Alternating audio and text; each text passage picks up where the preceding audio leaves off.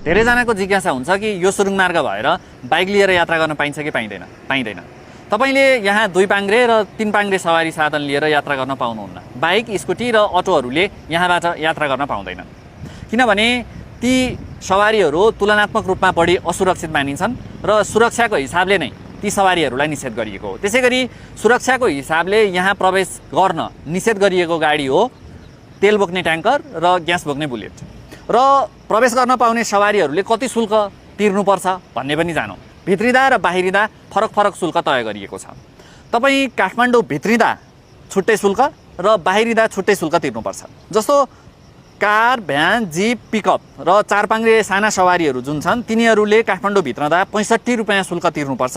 बाहिरिँदाखेरि तिनै सवारीले 60 रुपियाँ शुल्क तिर्दा पुग्छ। त्यसै गरी मिनी बस, मिनी टिपर र ट्रकले भित्रिँदा 115 रुपियाँ तिर्नुपर्छ र बाहिरिँदा 80 रुपियाँ तिर्नुपर्छ। त्यसै गरी ठुला बस र ट्रकहरूले भित्रदा 260 रुपियाँ तिर्नुपर्छ भने तपाईँ बाहिरिँदै हुनुहुन्छ भने 200 रुपियाँ तिर्दा पुग्छ। त्यसै गरी मल्टी एक्सल ट्रक र भारी उपकरणहरूले भित्रिँदा 600 रुपियाँ तिर्नुपर्छ, बाहिरिँदा 250 रुपियाँ तिर्दा पुग्छ।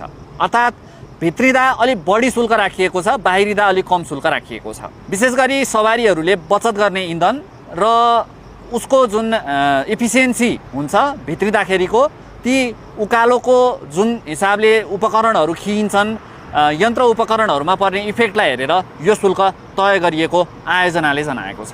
तत्कालीन प्रधानमन्त्री केपी शर्मा ओलीले 79 महिना अघि यो सुरुङ मार्गको शिलान्यास गरेका थिए। लक्ष्यअनुसार काम भएको भए यो सुरुङ मार्ग 42 महिनामा निर्माण सम्पन्न भइसक्नुपर्ने हो। तर यो सुरुङ मार्ग निर्माणमा विभिन्न कारणहरूले ढिलाइ भयो।